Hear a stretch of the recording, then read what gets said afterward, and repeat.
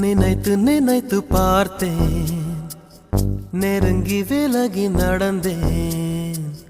உன்னால் தானே நானே வாழ்கிறேன். ஓ, உன்னில் இன்று என்னை பார்க்கிறேன். எடுத்து படித்து முடிக்கும் முன்னே எரியும் கடிதம் எதற்கு பெண்ணே? உன்னால் தானே நானே வாழ்கிறேன். ஓ